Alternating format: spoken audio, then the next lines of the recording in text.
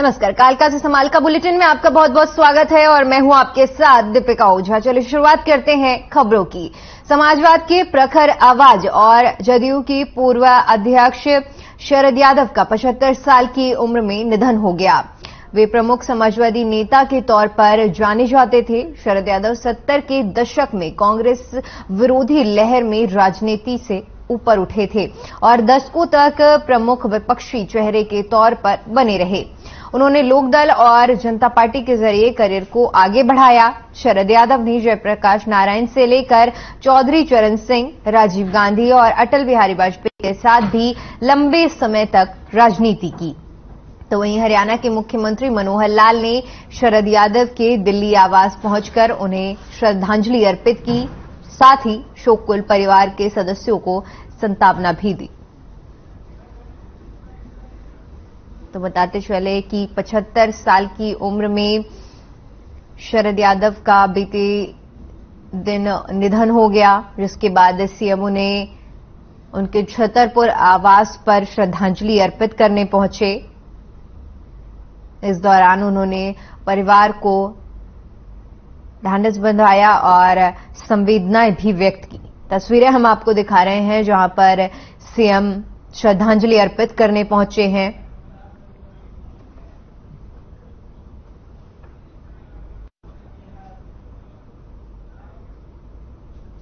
उधर सीएम मनोहर लाल करनाल दौरे पर रहे, जहां वे एक निजी कार्यक्रम में पहुंचे। उनका काफिला लगभग 3:10 पर करनाल के पीडब्ल्यूडी रेस्ट हाउस में रहा, जहां पर तमाम बीजेपी के नेता और कार्यकर्ता लोहड़ी की बधाई देने के लिए पहुंचे।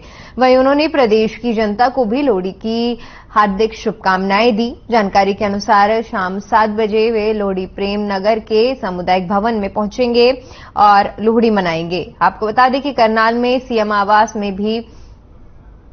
आवास प्रेम नगर में भी ही है। सीएम को मंगल सेन ऑडिटोरियम में पंचायती राज संस्थाओं के सदस्यों चेयरमैन के साथ मीटिंग करेंगे।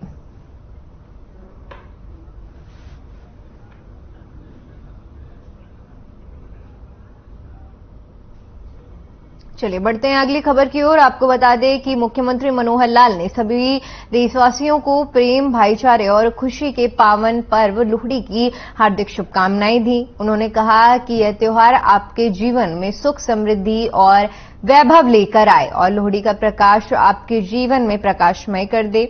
ईश्वर से यही प्रार्थना करता हूं।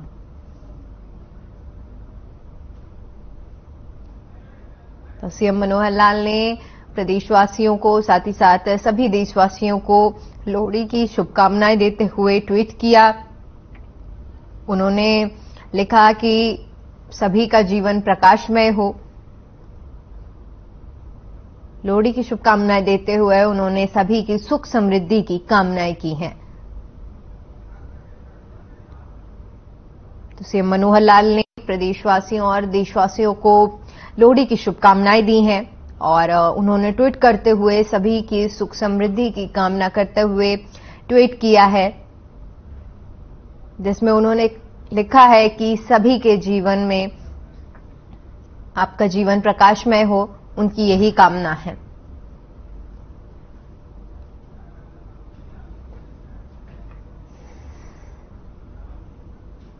उधर डिप्टी सीएम दुष्यंत चौटाला ने चंडीगढ़ में फायर सर्विसेज विभाग के अधिकारियों की बैठक की अध्यक्षता की और विभाग में आग बुझाने के लिए अत्याधुनिक उपकरण खरीदने के निर्देश दिए, ताकि प्रदेश में आग से होने वाले नुकसान से बचाव हो सके।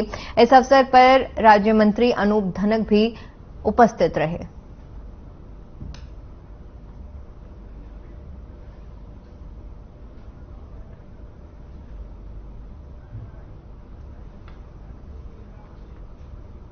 उधर हरियाणा में गन्ने का रेट बढ़ाने की मांग को लेकर किसानों का धरना लगातार जारी है। इसी कड़ी में यमुनानगर में भी किसान मजदूर संगठन ने प्रदर्शन किया और जुलूस निकालकर उपायुक्त को मुख्यमंत्री के नाम ज्ञापन सौंपा।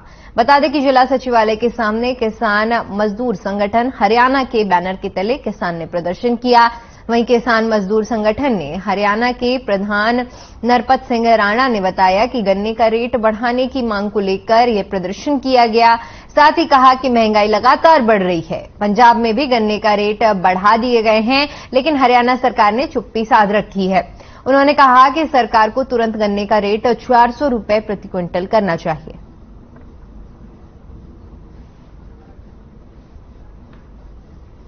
मांगे हमारी गन्ने का रेट है, जो सब चीजों की महंगाई बढ़ रही है और सरकार ने गन्ने की रेट बढ़ाने पे इतनी चुप्पी साध रखी है कि सभी जितने किसान हैं रोड के ऊपर है।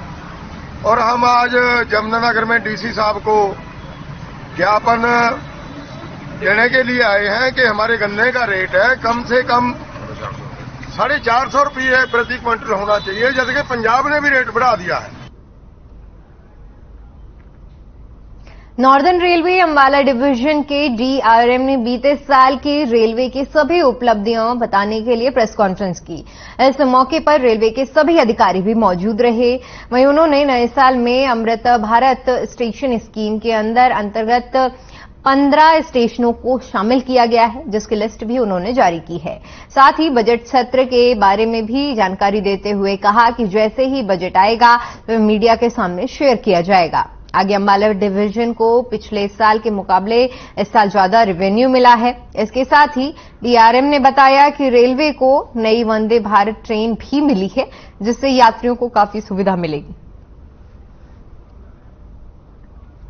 तो बताते चले कि अंबाला डिवीजन के डीआरएम ने प्रेस कॉन्फ्रेंस की और इस दौरान उन्होंने उपलब्धियां गिनवाई। साथ ही साथ उन्होंने बताया कि अंबाला डिवीजन में इस बार ज्यादा रेवेन्यू हासिल हुआ है। साथ ही साथ वंदे भारत ट्रेन की सौगात भी मिली है, ऐसी उनकी तरफ से बात कही गई है। बजट सत्र का जिक्र करते हुए उन्होंने कहा कि जब बजट जैसे ही आएगा वैसे ही मीडिया को इस बारे में जानकारी दी जाएगी।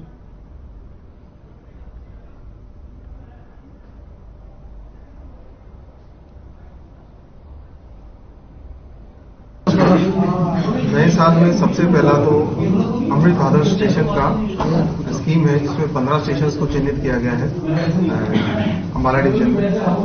उनकी लिस्ट मैं आपके साथ शेयर कर देता हूं, जिसमें सहारनपुर है, कालका है, Malerkotla, Yamunanagar Jagadhri, Patiala, Sirhind, Ambala city, Mohali, Dhuri, Abohar, Anandpur Sahib, Sangrur, Nangal dam, Rupnagar and Amandaura. वहीं अगली खबर पलवल से है, जहां शादी के लिए ईरान से पलवल आई एक महिला की बाथरूम में नहाते समय दम घुटने से मौत हो गई। बता दें कि गैस गीजर के चलने से उसका दम घुट गया और बेहोश होकर गिर गई। काफी देर बाद उसके बारे में जानकारी मिली तो किसी तरह से बाथरूम से महिला को निकालकर उपचार के लिए ग्रेसिन अस्पताल पलवल लाया गया, जहां इलाज के दौरान डॉक्टरों ने महिला को मृत घोषित कर दिया। मामले की सूचना मिलने पर पुलिस मौके पर पहुंची और शव को कब्जे में लेकर पोस्टमार्टम के लिए जिला नागरिक अस्पताल भिजवा दिया गया है। पुलिस ने कार्रवाई दर्ज कर ली है।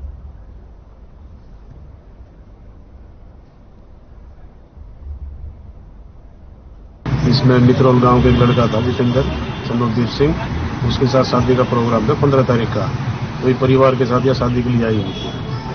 जो नहाने के लिए बाथरूम में गई थी, उसमें गैस बढ़ गई। गैस बढ़ने से दम घुटने से मृत्यु हो गई। कहाँ पहले साथ जॉब करते थे? कैसे साथ अपने कनाडा में साथ रहे, ये साथ पढ़े हैं। तो वहीं से इनकी आपस में फेर उठी। इनने करीब शादी की डेट डाल रखी थी 15 तारीख को। कल आज लगन सगाई आना था इनका। तो कितनी उम्र है जिसकी मृत्यु? 30 साल हुई है इसकी और पीएचडी पास है, पढ़ी लिखी लड़की है। एकदम घुटने से इसकी बाथरूम में कैसे फैन वगैरह नहीं थे। चलिए बढ़ते हैं अगली खबर की ओर। किन्नर समाज मतलौंडा डेरे की महंत रिंकी किन्नर ने मतलौंडा क्षेत्र के गांव में, आपको बता दें, भंडारी नैन और आलूपुर में ईंट भट्टे पर रहने वाले प्रवासी मजदूरों को गर्म कपड़े और कंबल बांटे। महंत रिंकी किन्नर ने बताया कि ठंड बहुत ज्यादा है। झुग्गी झोपड़ियों में रहने वाले गरीब मजदूरों को इस ठंड के मौसम में अधिक परेशानी होती है। बच्चे और बूढ़े ठंड में बीमार पड़ जाते हैं। गरीब की परेशानी को देखते हुए उसने 1 जनवरी से कंबल, जर्सी और दूसरे गर्म कपड़े बांटने शुरू किए हैं। हर रोज 400 से 500 कंबल बांट रही हैं। शहर से दूर दर्जन भर गांव में कंबल बांट चुकी हैं। किन्नर रिंकी ने बताया कि खुशी में लोग उन्हें बधाई के तौर पर दान देते हैं। बधाई में मिले पैसों से बचत करके गरीबों की सेवा करती हैं। लगभग 10 सालों से लगातार हर साल सर्दियों में गर्म कपड़े बांटती हैं। गरीबों की सेवा करके उन्हें खुशी मिलती है। वे अब तक 12 गरीब कन्याओं की शादी करवा चुकी हैं। गरीब लड़कियों को अपनी बेटी मानकर शादी का पूरा खर्च उठाती हैं।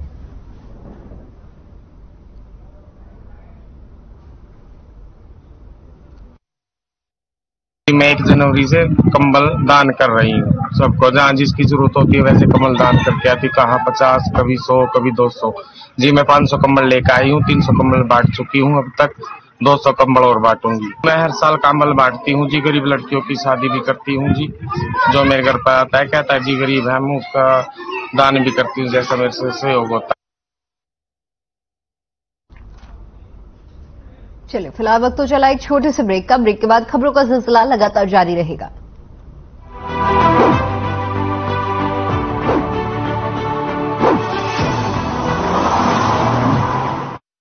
संकल्प नए उत्तराखंड का। शिक्षा के प्रकाश से उत्तराखंड में विकास के पथ को सुगम बना रही है धामी सरकार। प्रदेश सरकार अपने नागरिकों को अधिक से अधिक शिक्षित करने के लिए अच्छी से अच्छी शिक्षा की व्यवस्था करने को प्रतिबद्ध है। हमारे राज्य का हर बच्चा शिक्षित हो, इसके लिए राज्य सरकार पूरी दृढ़ता के साथ शिक्षा के क्षेत्र में शानदार कार्य कर रही है। उत्तराखंड मुख्यमंत्री बालश्रय योजना किसी भी प्रकार की आपदा, महामारी एवं दुर्घटना के कारण अनाथ हुए बच्चों को पहली कक्षा से लेकर 12वीं कक्षा तक की पढ़ाई कराएगी राज्य सरकार। यही नहीं, बच्चों को किताबें, वर्दी, जूते, मोजे, लिखने पढ़ने की सभी सामग्री भी निशुल्क देने की है व्यवस्था। उत्तराखंड फ्री टैबलेट योजना। निशुल्क टैबलेट वितरित योजना के तहत प्रदेश में लगभग 2,65,000 विद्यार्थियों को पढ़ने के लिए राज्य सरकार ने टैबलेट की दी सौगात, ताकि आर्थिक तंगी से परेशान छात्रों को पढ़ाई में न हो कोई परेशानी। उत्तराखंड उदयमान छात्र योजना। छात्रों को उच्च शिक्षा प्राप्त करने के लिए प्रोत्साहित करते हुए केंद्र लोक सेवा आयोग और उत्तराखंड लोक सेवा आयोग की प्रारंभिक परीक्षा पास करने वाले 100 छात्रों को इस योजना का लाभ देते हुए सरकार 50,000 का अनुदान दे रही है, ताकि प्रतियोगी मुख्य परीक्षा की तैयारी कर सकें। आज प्रदेश में शिक्षा व्यवस्था में बुनियादी सुधार के लिए कई महत्वपूर्ण कदम उठाए जा रहे हैं, जिसका परिणाम है कि छात्र बन रहे सशक्त और हो रहे आत्मनिर्भर, क्योंकि उत्तराखंड में बेहतर शिक्षा व्यवस्था के लिए समर्पित है धामी सरकार। जो आने वाले 25 साल आजादी का अमृत काल, जो हमारी बहनें बैठी हैं, हमारी बेटियां बैठी हैं, हमारे बेटे बैठे हैं, अगले 25 साल इन्हीं के नाम होने वाले हैं।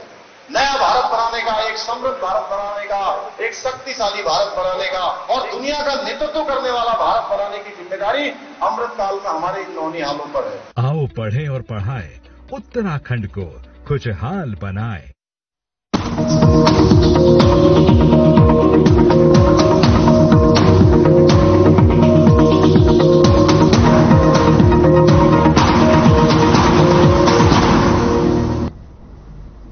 ब्रेक के बाद एक बार फिर से आपका स्वागत है। चलिए बढ़ते हैं अगली खबर की ओर। बहादुरगढ़ में दिल्ली रोहतक एनएच पर तेज रफ्तार का कहर देखने को मिला। बता दें कि तेज रफ्तार से आ रही कार अनियंत्रित होकर मेट्रो पिलर से टकरा गई। इस हादसे में 2 लोगों की मौत हो गई है, जबकि 4 लोग गंभीर रूप से घायल हैं, जिन्हें इलाज के लिए अस्पताल में भर्ती कराया गया है।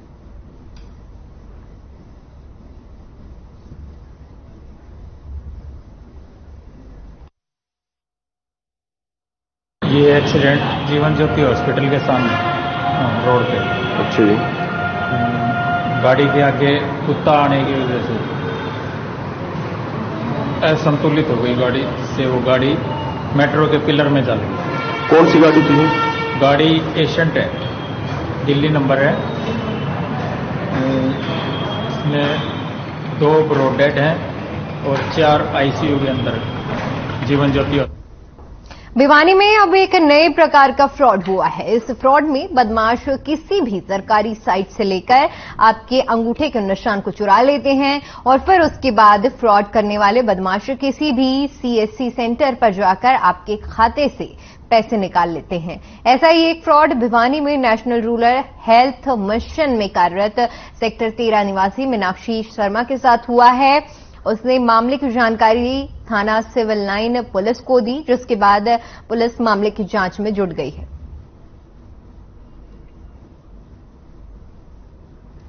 10:30 बजे मेरे फोन पे मैसेज आया था कि मेरे अकाउंट से 10,000 रुपए डेबिट हो गए हैं।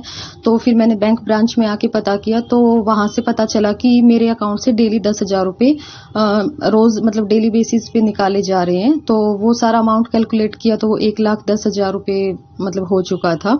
तो मैंने तुरंत अपने दोनों अकाउंट पे जैसे स्टॉप करवाया ताकि मतलब आगे वो ना निकाल सके। तो उससे मुझे पता चला कि ये जो आजकल APS स्कैम चला हुआ ये उसके तहत निकाले गए हैं, यानी किसी ने मेरा बायोमेट्रिक कहीं से मतलब कॉपी कर लिया है और उससे मतलब वो आधार का यूज करके और डेली मतलब उसमें एक लिमिट होती है कि आप 10,000 रुपए तक निकाल सकते हैं। इस मामले में हमें यही शिकायत प्राप्त हुई है कि मेरे पैसे इस लड़की ने, मीनाक्षी नाम की लड़की ने हमें शिकायत दी है कि उसके पैसे किसी नाम पता ना मालूम द्वारा निकाल लिए गए, जबकि उसने ना कोई OTP शेयर किया ना कोई उसके पास कोई कॉल आई है। इसकी हमने जांच की तो ये मामला APS फ्रॉड से संबंधित पाया गया, जिसमें इसका फिंगरप्रिंट का मिसयूज करके और बैंक के द्वारा इसके पैसे निकाले गए हैं। इसके संबंध में हमने बैंक को लेटर लिख दिया था शिकायत प्राप्त होती और बैंक से। वहीं बता दें आपको कि अगली खबर बहादुरगढ़ से है, जहां पुलिस ने हत्या मामले में आरोपियों की गिरफ्तारी की है। आपको बता दें कि पुलिस ने युवक की हत्या करने वाले 4 आरोपियों को गिरफ्तार किया है। पुलिस के अनुसार चारों आरोपियों ने मिलकर सोनीपत के रहने वाले जैकी चौहान नाम के युवक की हत्या कर शव को पहसौर गांव के खेतों में फेंक दिया था। पुलिस की anti narcotic cell, cyber cell और बादली थाने की पुलिस टीम ने आरोपियों को गिरफ्तार कर लिया है। पासौर और जहांगीरपुर गांव के बीच में जो जंगल खेतों का रास्ता जाता है उसमें डेड बॉडी पाई गई थी और इस डेड बॉडी की पहचान जैकी चौहान नाम के एक आदमी के नाम से हुई थी, सामने सोनीपत का रहने वाला था। पुलिस ने तफ्तीश के दौरान ये देखा था कि रात को 1:04-5 पे एक गाड़ी आई थी पासौर गांव के क्रॉस होके और वो जहांगीरपुर गांव की तरफ जा रही थी और उसी गाड़ी को जब शक के आधार पर चेक किया तो वो KMP के टोल प्लाजा से भी निकलनी, आनी और फिर वापस जानी पाई गई थी। उसमें कुछ डिस्टिंक्टिव फीचर थे जिससे गाड़ी के बारे में और पक्का शक को पक्का हो गया, जैसे कि एक गाड़ी की एक लाइट ज्यादा तेज जल रही थी और एक कम जल रही थी, तो उसके बेसिस पे उस गाड़ी। महिला आयोग के चेयरपर्सन ने देश प्रदेश में हो रही घटनाओं के बढ़ते मामलों में लोगों को जानकारी दी है। उन्होंने कहा कि मानव तस्करी कानून संगीन अपराध है। इस प्रकार के अपराध को रोकने के लिए हम सभी को जागरूक होने की जरूरत है। मानव तस्करी से पीड़ित व्यक्ति से देह व्यापार, घरेलू काम और गुलामी जैसे कार्य उसकी इच्छा के विरुद्ध कराए जाते हैं। मानव तस्करी में नौकरी का लालच या फिर कुछ और लालच देकर बच्चों को, युवाओं को गलत काम में ढकेल दिया जाता है। उन्होंने बताया कि सभी थानों में महिला अधिकारियों की नियुक्ति की गई है। अगर किसी बच्ची या महिला के साथ किसी भी प्रकार का शोषण या उत्पीड़न किया जाता है तो उसके लिए सभी को लगाया गया है। 4 कार्यक्रम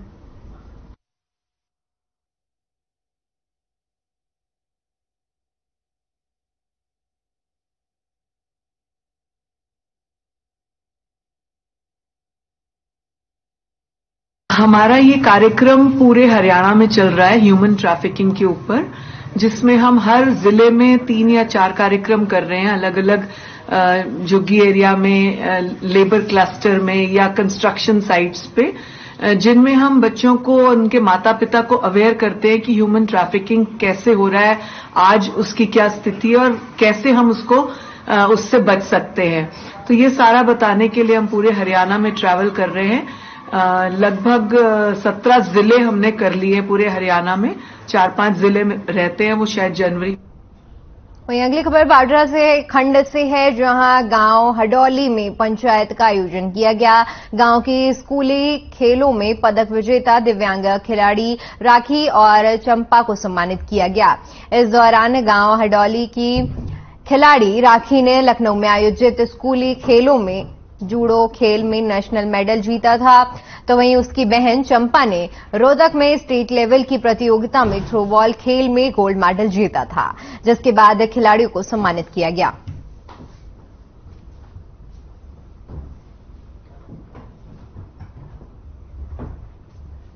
संदीप सिंह जी पे जो आरोप हैं, आप सोचिए कोई भी आदमी अगर आरोप लगाता है तो वो तंग होकर लगाता है, जब वो पीड़ा सहन नहीं कर सकता, तो कहीं ना कहीं ये आरोप सही सिद्ध होंगे। क्योंकि जिस प्रकार सरकार ने इस बात को दबाने की कोशिश की, कितने दिन निकाल दिए, उल्टा शिकायतकर्ता को बुला के ही गहनता से पूछताछ की और संदीप मंत्री जी के घर पर आके पूछताछ करते हैं, तो ये फर्क साफ साबित करता है। दूसरा, उनको अगर वो निर्दोष हैं तो उनको करोड़ों की ऑफर उस जूनियर महिला कोच को क्यों दी गई?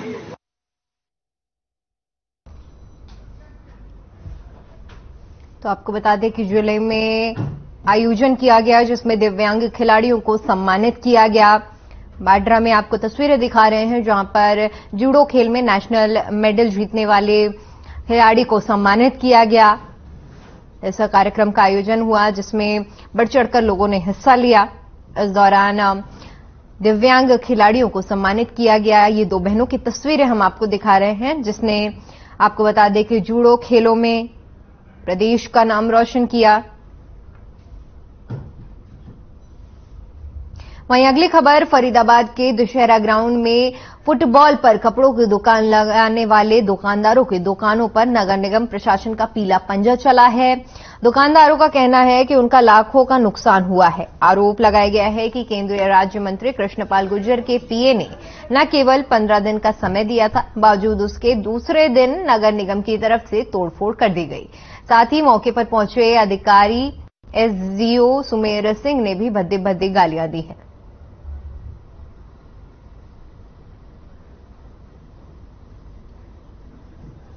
तो बताते चले कि नगर निगम ने रामलीला ग्राउंड पर दुकान लगाने वालों पर कार्रवाई की है, जिसको लेकर दुकानदारों का कहना है कि उनका लाखों का नुकसान हो गया है। उन्होंने आरोप लगाया है कि केंद्रीय राज्य मंत्री की तरफ से 15 दिनों का समय दिया गया था, लेकिन दूसरे ही दिन नगर निगम की तरफ से ये कार्रवाई हुई, जिसकी वजह से दुकानदारों को समय नहीं मिल पाया और उनका लाखों रुपए का इस दौरान नुकसान हुआ है। तस्वीरें हम आपको दिखा रहे हैं जहां पर प्रशासन की कार्रवाई हो रही है।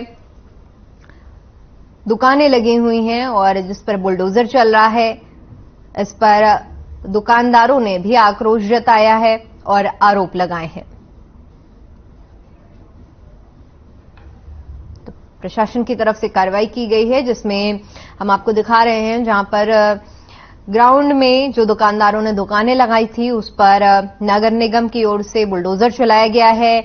वहीं दुकानदारों का आरोप है कि केंद्रीय राज्य मंत्री की तरफ से उन्हें 15 दिनों का समय दिया गया था, लेकिन नगर निगम की तरफ से दूसरे दिन ही कार्रवाई हो गई।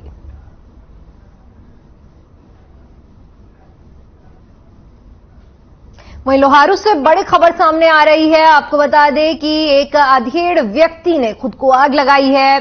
थाने के सामने पेट्रोल छिड़क कर आग लगाई, जिसमें 50% से ज्यादा व्यक्ति जल चुका है। तो बड़ी और अहम जानकारी आपके साथ साझा कर रहे हैं, जहां पर लोहारू में अधेड़ व्यक्ति ने खुद को आग लगाई है। थाने के सामने पेट्रोल छिड़क कर व्यक्ति ने आग लगाई, जिसमें 50% से ज्यादा पीड़ित झुलस चुका है। झगड़े के मामले को लेकर पुलिस ने थाने बुलाया था और इस दौरान ये पूरा मामला हुआ और व्यक्ति ने खुद को आग लगा ली। तो लोहारू से खबर आपके साझा कर रहे हैं, जहां पर थाने के सामने एक व्यक्ति ने खुद पर पेट्रोल छिड़ककर आग लगा ली। इस दौरान 50% से ज्यादा पीड़ित के जलने की खबर सामने आ रही है।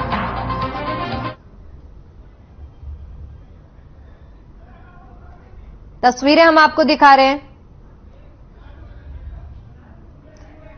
तो बता दें आपको कि अगली खबर गुरुग्राम पुलिस से जुड़ी हुई है, जहां पर गुरुग्राम पुलिस के हाथ बड़ी सफलता लगी है। आपको बता दें कि पुलिस फोन लूटने वाले गैंग का पर्दाफाश किया है और साथ ही साथ गुरुग्राम के आर्यन अस्पताल में एक युवक घायल अवस्था में भर्ती हुआ। अस्पताल की सूचना पर पुलिस मौके पर पहुंची।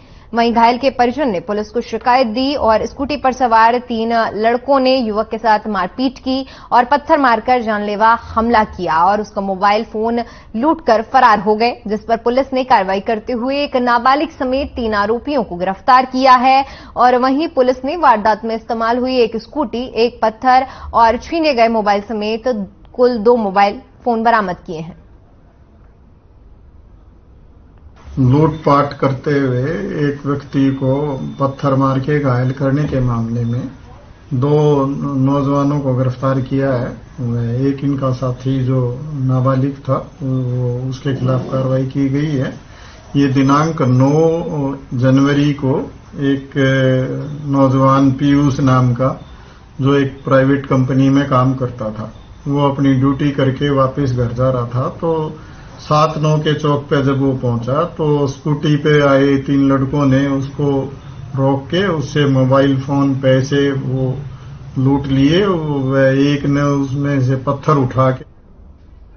चलिए, फिलहाल के लिए इस बुलेटिन में इतना ही। देश और दुनिया की तमाम बड़ी खबरों के लिए बने रहिए हमारे साथ। नमस्कार।